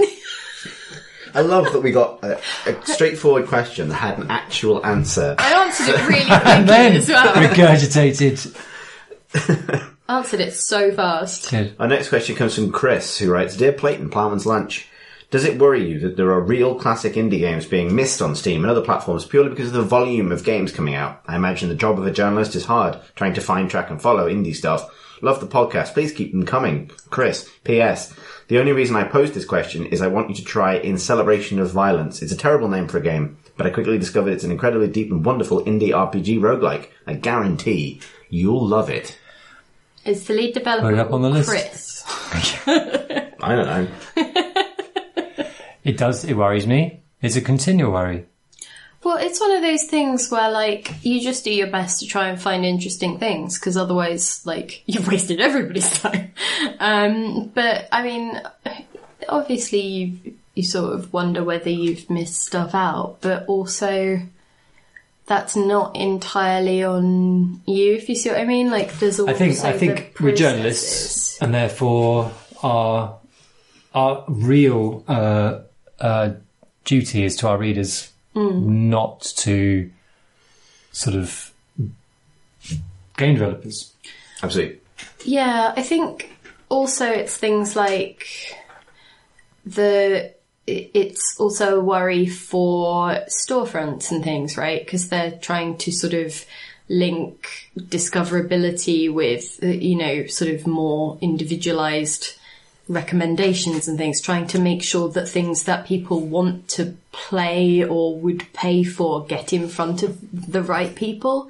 Because especially, you know, I mean, in terms of that question, what is good? Is it good because you are writing a feature about a very specific thing and that thing happens to fit the bill? Or is it because it does a really interesting thing with save mechanics and the game itself isn't very good, but it could actually, you know, be super worth highlighting an element of it? Or is it because it broadens the breadth of what you can refer to as a gaming experience, or like all of that stuff? It's just not as simple as what is good. It's what is good for the things you are trying to achieve at that particular moment. And one of, I guess, the interesting things about game writing as opposed to game playing solely as a consumer is that you're sort of on the lookout for things that aren't necessarily what you want to do, but what people might want to read about or what they might find interesting. And some of that's interesting failures as well. The thing that gets to me is that often the most interesting things to write about aren't the things that are people want to read. Like, you know, there's going to be a lovely indie game and the developer is lovely and has interesting things to say and their game is wonderful and more people should play it, but people don't want to read it. And that is that's painful. I think for me personally, I just, you know, To be fair, this is what is so lovely about magazines, because you can put the big thing that everyone wants to read about on the cover of the magazine, and then fill half the magazine with the interesting things you actually want to write. Yeah, the captured audience. Yeah, because then that sounds cynical. But what you're offering is a sort of digest, right? You sort of put things in equivalence with one another. So here's the big game, but here's something equally important, and you've paid for both, so why not read both? That's a much healthier format for me, I think. But on, the series I write for for Rock Paper Shotgun, and I'm sure you've experienced the same thing, the thing that you want to write about, and the game that kind of, that this is the thing that actually moves you, and you write something that you're proud of, and it gets traffic. Yeah, it just doesn't traffic. And then the one that kind of, people are like that, and it takes off, and and that's it's about that balance, really, isn't it? It's kind of like, you have a sense of not exactly the trade-off that you'll make, but the sort of relative proportions of those things that you will do to contribute both to your own health and to the health of the community you're trying to create. So, they may well want to read about Dark Souls again, and that's absolutely fine. Like, I'm not judging people for wanting to read more about, particular games, but also you can sort of try and make sure that the site is also, or the magazine is furnished with enough other stuff that it isn't just that one thing, and that it puts it in context, or that it, makes a broader snapshot of what's happening in gaming right now that isn't just, well, nothing in AAA came out, so I guess we'll just, end early this week. Let's produce a pamphlet, or, it's not. It's one of the deficiencies that we have in text, which kind of YouTube, I mean, on YouTube or with video, you can show an obscure game that people aren't necessarily immediately interested in, and they will, they'll have an impression of that game and its appeal very, very, very quickly. Whereas you've got to reel them in. Like, just bear with me for this couple of paragraphs while I explain to you why you should like this game. And that's a much bigger commitment than immediately seeing a thumbnail and, being pulled in that way. Yeah. And being also immediately having that game sort of shown to you alongside a personality you definitely like. Yeah. Obviously, a writer can do that, but it's a lot. Yeah, and your personality, immediately is communicated through a name at the top of the page, which people may or may not notice. A big gurning face, often. Yeah. Or a small one. Or even a medium. Anywhere, really. Well, you're a big fan of the Guardian ones that look slightly like someone's peering over a hedge. Oh, the comment is free header. I think that's Are these the new ones? No, they've been around forever. The comment is free header design is an unintentionally hilarious. They're the sort of 3/4. Yeah, it's entirely. But they've changed. Since the redesign of the Guardian, they're now much bigger. They're getting closer, and there's more of them. So there's much more of a kind of a folded arm. Yeah, that's what I mean. Yeah, it's kind of down to the waist. That's what I'm talking about. It's going down to a full half body shot is what makes it so funny. It's like a half body shot that's 3/4 facing, and it's usually with arms folded. Well, so it used to be put a picture of me on mine like that. When it was just sort of shoulders up, it looked like they were peering over your garden fence with an unsolicited opinion. That was the way I always imagined it. It's just I'm barbecuing, and then suddenly there's a man. He's like, "Hello, like Wilson." Buying eggs. But now it looks like they're leaning on a lamppost outside your house about to tell you something. Or they've just arrived at your desk. You shouldn't put your bins out on Thursday. Yeah, exactly. Yeah, coffee cups, not recyclable. But that's a real thing that I learned the other day. I was like, oh dear. It's unintentionally very, very funny. What were we talking about? We should be more about like that for indie games. Yeah, just show up people's houses. What you're saying is the solution is just dispatch game journalists in the wild. But when I was a whippersnapper and when I started writing about games professionally in 2007, I was working for Edge, so it's multi-platform, covering everything, and there were few games that came out that I wasn't aware of and didn't know about and hadn't seen. And when someone said, "We'd like to show your game," it was like, yes, come and show the game.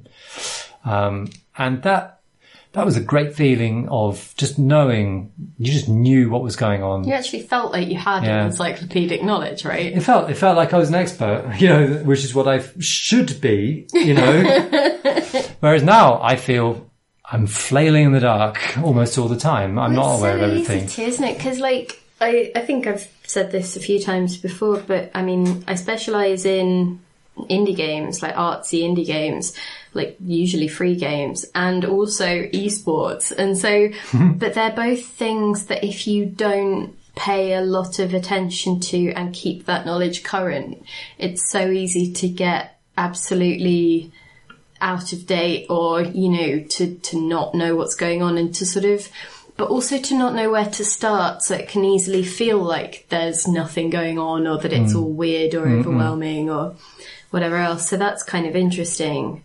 Whereas because I don't spend a lot of time with AAA stuff, when Chris tells me there's a Splinter Cell rumour, I'm just like, I'm sorry, I don't even know which Splinter Cell we're on right now, or whether any of them were any good. Like, I cannot tell you that, because I looked away for too long because I was too busy pootling around in, Game Jam, odd, ephemera and weirdnesses and builds and odd ideas.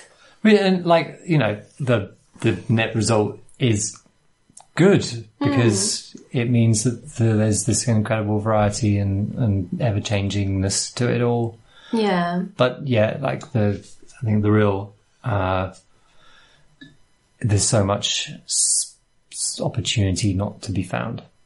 I think as a journalist, what I worry about is whether I have enough that's interesting that I want to show people. And I don't think that has ever been a problem at this point, because of what's out there. As a player, it can be heartbreaking when the game that you love, it's going to die, and that it's not going to get the support, or that, especially if it's an online multiplayer thing, and you can just feel exactly that you're waiting for the clock to tick down before they just announce they're going to shutter that server or something, right?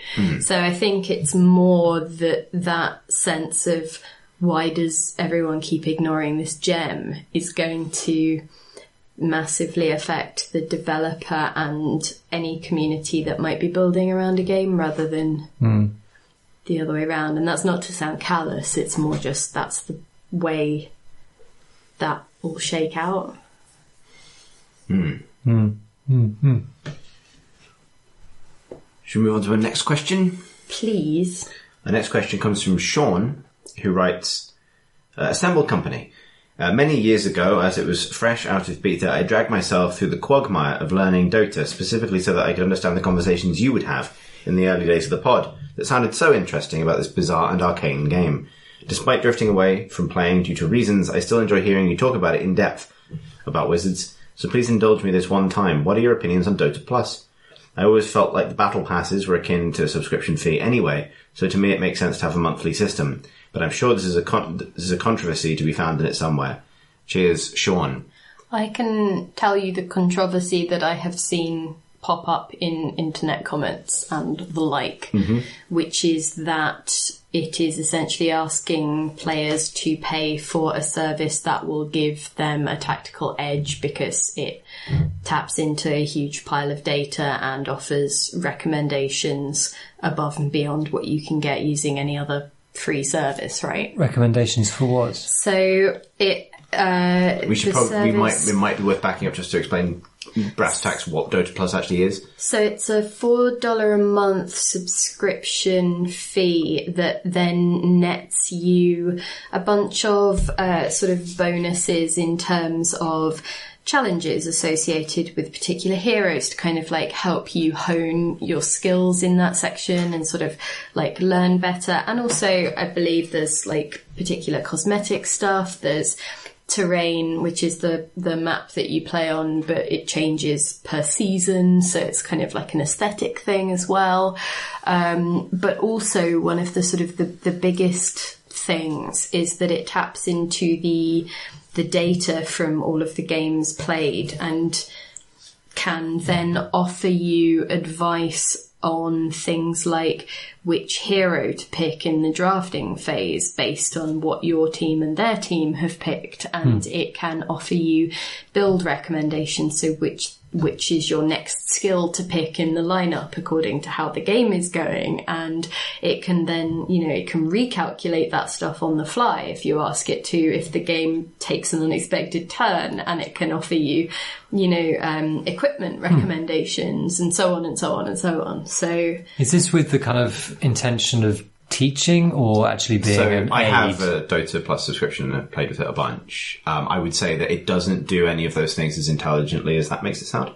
But that's the way that they were sort of the top level microsite explanation makes it sound, it right? It does, yeah. And it has been a big controversy. I think it's a controversy primarily because it's a paid service.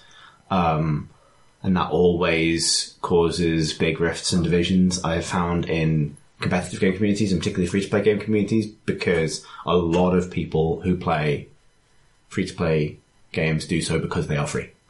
And as soon as anything is introduced that even has the slightest whiff of affecting the game, it's the apocalypse. I would say that, what I think is really interesting about it is, all of this stuff was already available.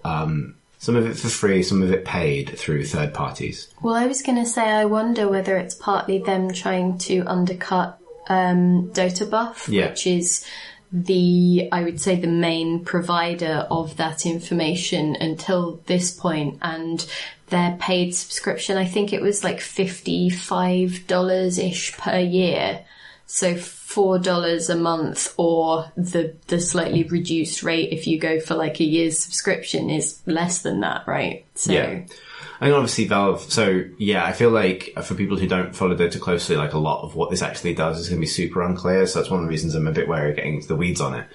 But I think it's really interesting because I get people's being a nerd by it, because it does feel like a big UI change, although the game already had in-game guides. This just uses data to mean that the information it's giving you is more current. Under the old system, there was a very good chance that you could subscribe to a guide through the Steam Workshop, only to find that it was for a previous patch and that the information it's giving you is really bad.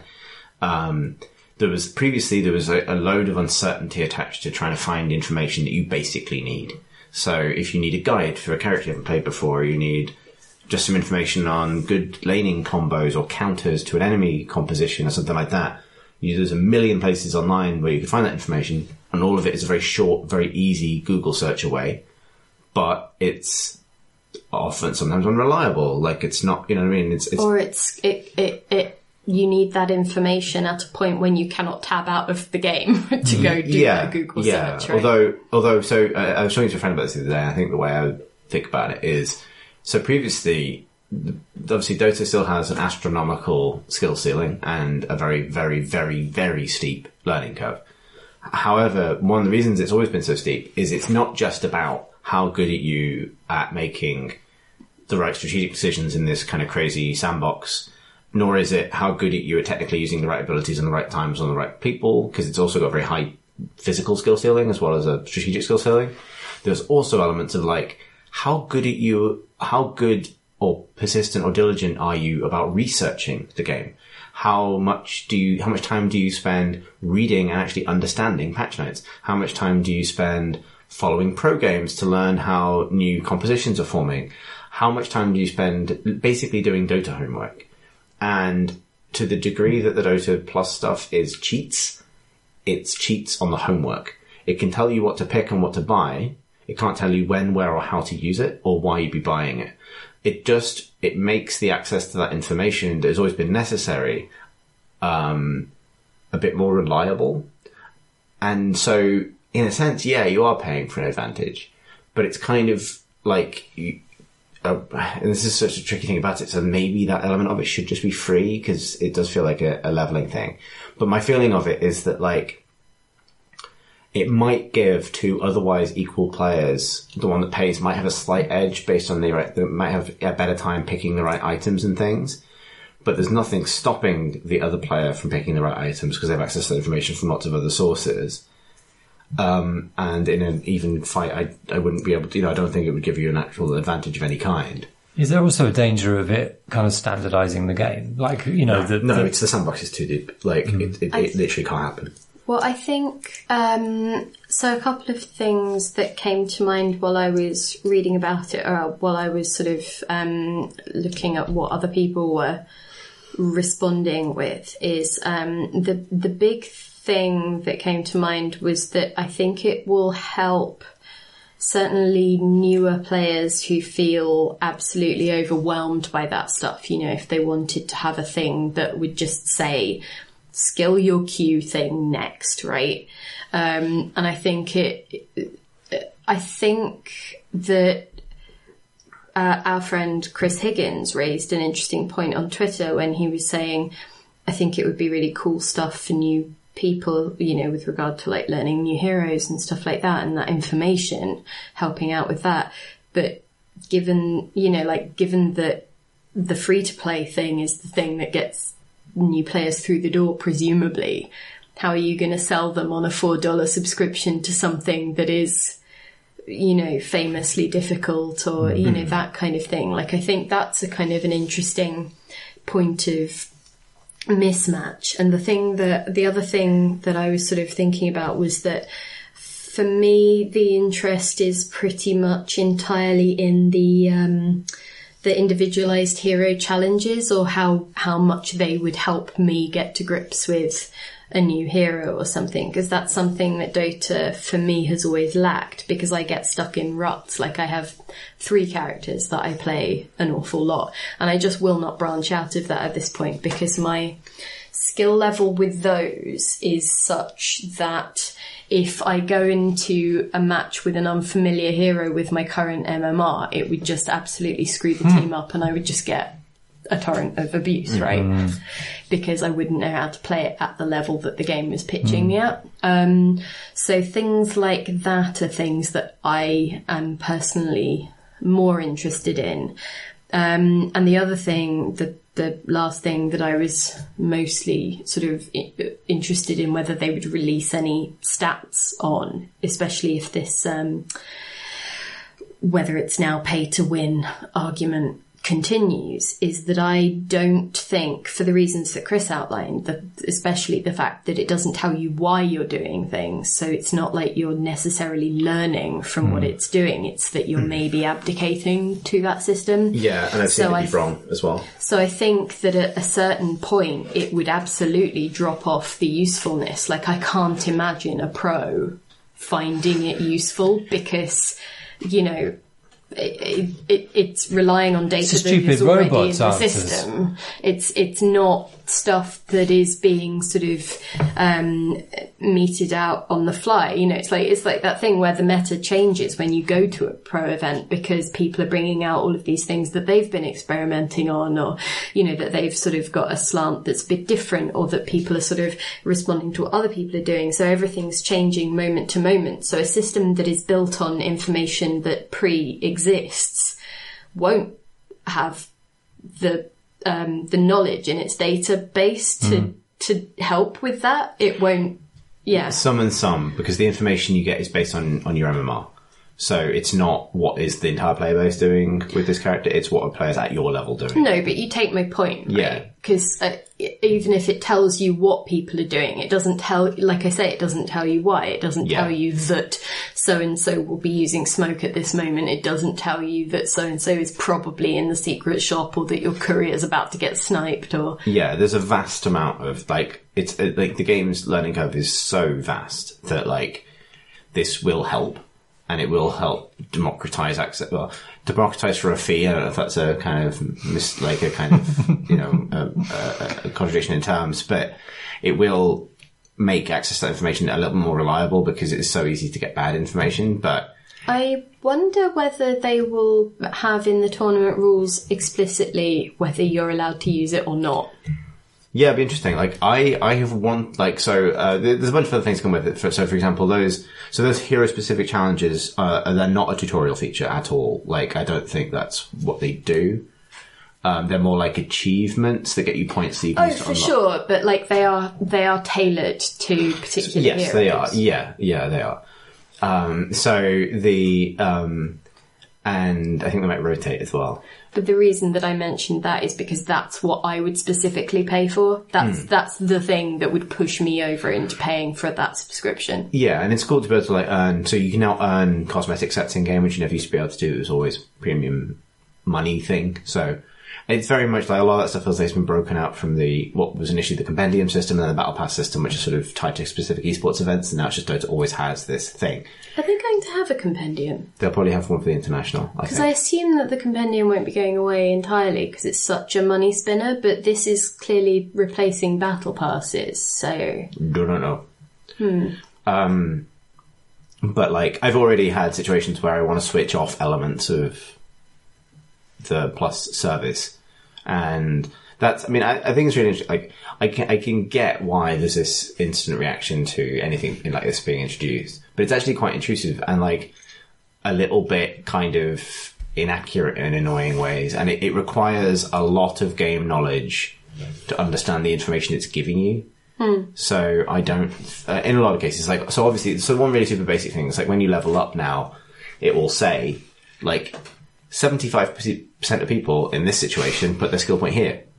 And that's actually quite helpful, if you are learning a character for the first time, because if you really, like, if you know how Dota works, the likely skill build will probably be obvious. But if you don't, then the most common question is, what do I max out first? Like 90% of the time. And it's like Family Fortunes, yeah. Isn't it? And this just answers that. It just takes away that one thing you always ask, right? It's just done, right? Solved.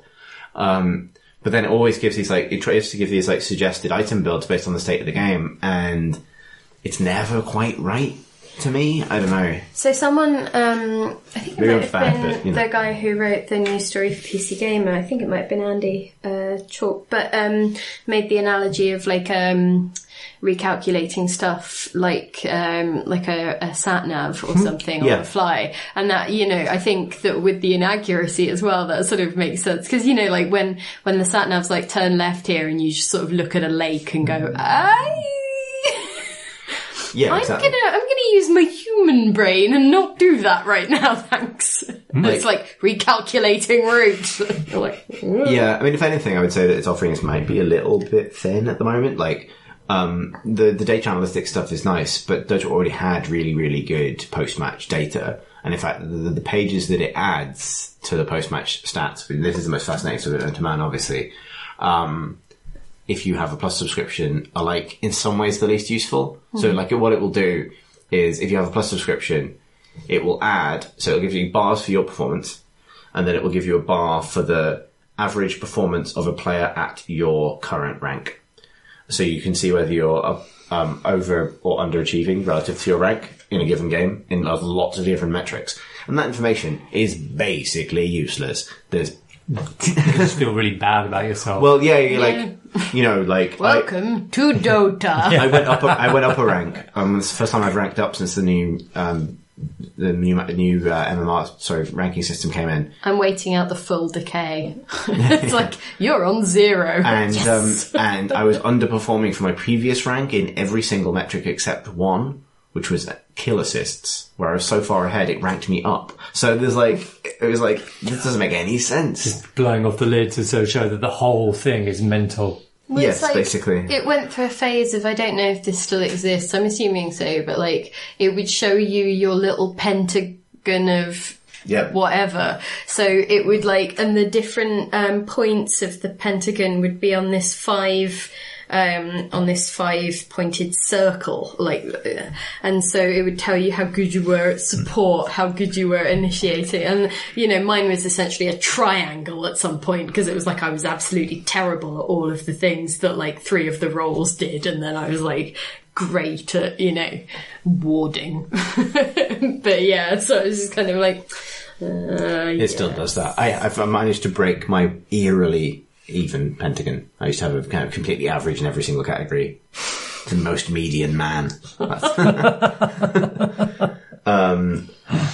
Yeah, I think I have a friend who's a little bit earlier in his Dota journey than I am, and a lot of people I play with, in that he hasn't kind of sunk 5 years into it and kind of ended up with all these kind of like old bad habits that you have to shake every time something gets patched. And I think it's been really useful for him. I think its usefulness will kind of and therefore its impact on the win rates of the people who put money down for it will vary based on skill level. You know that I still have that laptop that has the Grieveling on it. I'm not moving on. I refuse. It's that laptop, isn't it? No. Oh, it's It's Mac, my isn't it? terrible Mac with the partition, the bootcamp partition. Right. Yeah. So yeah. Sorry. I guess the question was simply, what do you think about Dota Plus? And I think it's pretty cool. Like, it's cheap What's the enough. noise? Yeah. Oh. Like, I was playing a lot of Dota anyway. I'm always playing a lot of Dota. It's, it's well produced and slick, and some of the information's cool, and some of the analytics are cool, and some of the hats are nice. That's all I really want. Yeah, I think the last time I played it was because I was absolutely determined that it would definitely be worth the amount of money that I paid to get that underwater skin for the map. That was possibly the most expensive fancy How much was it, digital dress that I've ever... Well, it's because I couldn't then be bothered to level up my compendium, so it was the cost of a compendium and then the cost of the levels needed to get to the underwater terrain, so that was a bit of a mic drop on myself involving money, I guess. That's Just hit yourself in the face with the microphone. I know. Animal Crossing Pocket Camp has now introduced an underwater terrain, and I'm kind of sat there going, I'm not sure I trust myself, to be honest. Off. Yeah. Upsetting. Luckily, I spent all my Leaf tickets on a telescope. There's actually a good segue here to our next question, or our final question. Is it about Animal Crossing? No. I have so many opinions. It's about things you don't need. It's from Jeff. I say this for myself as well. I'm looking straight at you. It's from Jeff, who writes, Dear Update and Loading Bar, it's easy to find cartridges and figures for console games, but PC gaming hasn't had much in terms of physical media since the mid-2000s. Does the crew have any affinity for collecting physical items relating to PC games? That's from Jeff from Halifax. I hate it unless I go all out. I say this because I'm looking at an actual, clothes peg line of photos from my Firewatch exploits. So, but I made them myself. They weren't from the Game Zone camera thing. I printed those myself. And above your right shoulder is a plastic Tide Hunter from Dota 2. That was your fault. Yeah. That's not my fault, I bought him. I did he's nice. not ask for this. He was a present. I know. It's nice. For the boxes, though, you'd need a massive house, because that's what PC gaming boxes used to be. Massive houses. Massive house to keep your disc in. I think... There's an Overwatch. Oh yeah, something colossal. So working in this business, there was a lot of I don't know why we own I try not to give out my work address to people if they want to send digital, because you can just send a digital code. Everything else is going to be a storage problem, and usually is going to be flammable. I've learned there are moments I get sometimes possessed of the mania that says maybe I do want this piece of thing. I have the Dishonored 2 limited edition Corvo Atano mask. Yeah, but what? Yeah, that lives in the cupboard upstairs because Pip's afraid of masks. So it's useless. It's actually useless. It has to live in the cupboard, which the cupboard door is kept shut in case the mask tries to get out in the night by a fold-out bed. Yeah, and that's the cupboard I have to get into to get the sound dampening stuff. So I hope you appreciate the sacrifice. Well, it's got a little roommate in there now as well, because it lives with the mask from Torment Tides of Numenera. Those are my 2 masks. Is that the skull? No, it's like a kind of half opera mask kind of thing. Okay. Or face mask, Yeah, no, I wouldn't be cool with that. Not into this. Wouldn't. Dolls, masks, not happening. I've got a lot of tat. I've kept the tat right down. Although I helped my son he's been obsessed playing Zelda Breath of the Wild, and he's decided to spunk all his pocket money on on an amiibo of Link, which is an unfortunate turn of phrase.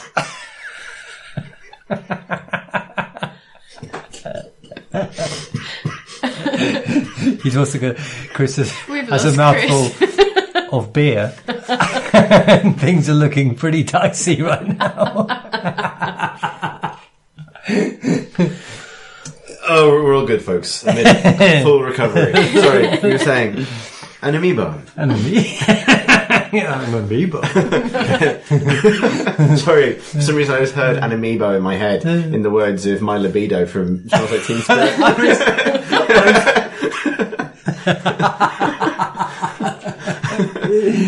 My Libido, an amiibo. Yeah. I think that's a Tumblr channel laying down. That's so good. But I was trying to put him off buying the tat. I was thinking, just don't. What are you doing? Don't get a tat. I don't invest in tat. Like, there are a few T-shirts that I have that mark specific events that I was at. And there are things like, my Firewatch pictures and stuff, but that was because that was part of like an actual project that I wanted to, try and capture video game stuff in a more photographic way, and I was really pleased with how they came out. So it was more, more of a thing that extended. That it wasn't just because it was a game thing. It was a project thing. Meaning, because I'm sort of content to let games just exist in and of themselves on my hard drive and stuff. So, yeah, I can't think of anything. I think most of the tat you have, I have bought you. Yes. I like. I had to actually tell you that no more cuddly toys would be accepted. That was like a kind of perennial, like, I'm at an esports event and I feel a bit guilty for being away. Here's a little red panda courier. That's quite cute. It is, but there's only so much. It's 1 in, 1 out now. Yeah, it's got to be. It's like a club at 1 a.m. But you wouldn't be okay with that because you sufficiently attach personality to all those objects now. Yes, but I had to, that's why you're not allowed to bring them home, because if I see them, then they're now alive and I can't reject them. So, that's the real problem.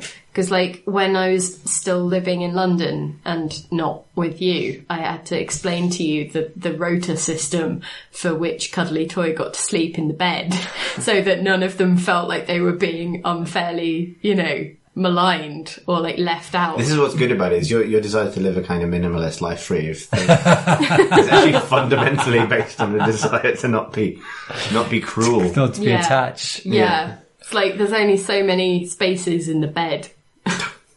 What? No, not like that. When does Chris get forced out? Well, this is the thing. It's 1 in, 1 out. Ultimately, he'll just be making his own life miserable because he'll just be cold and on the sofa and on the floor. So, But at least I feel slightly less guilty about going to this esports event. Yeah, well, that life is behind me now. Just as well. I'll just fill my own room with Warhammer. So that's the thing. It's not that you've got better. It's that you've found a different thing to collect. Yeah, no, I'm a hoarder. hoarder. I am. Yeah, I like things like physical objects. Looking at them, picking them up, turning them around, going and then putting them down again. They're all dust. Ultimately, we'll all die. Sorry, I'm still struggling to breathe. What's the line? That's a perfect line to go out on. It is. We all die. If you would like to. Yes, indeed. If you'd like to have your question prompt a sort of reckoning with mortality, then... As everything should. I've never been more my mother's daughter than I am. We've reached the final grudge. It's not a grudge. It was her greatest gift. No, I mean not with your mother, with mortality. Oh, I don't know. You seem to be quite pally with mortality. Oh yeah, me and the Reaper, we go way back. We've been reckoning with that fool for years. Have you? Oh, you just sort of low-key claim to have been fighting death. Yes, she's been at a one-on-one. Well, that's just how it goes, Spanning isn't it? decades. It's otherwise you go to sleep, you don't know what's going to happen. He sat there playing pontoon with the depth. You have to ever vigilant, Chris. Ever vigilant.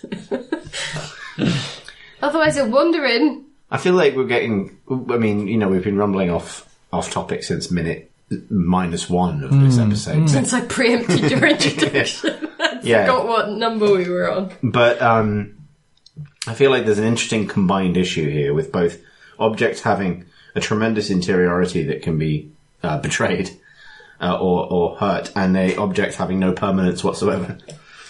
They will all abandon or betray me. Oh, I see. I like that. No more cuddly pandas. They will all leave. She's guided by not wanting to be betrayed by a stuffed toy. Because it will be dust in the end, Alex.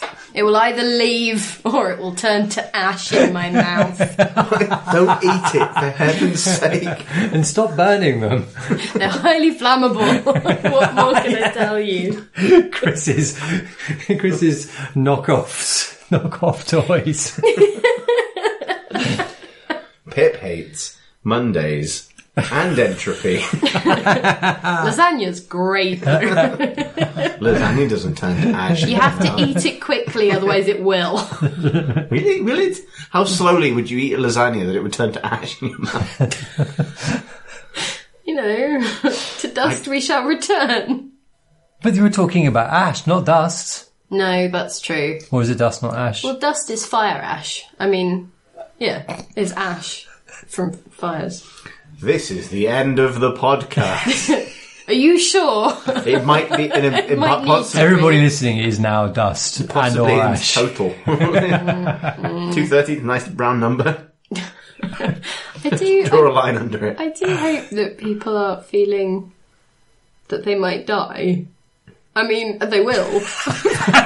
Well, that's going to make them all feel better now. Their qualifications make all the difference. I mean, presumably we'll be back to do another episode next week. But, you know... You never know. This is what it was like growing up with my mother.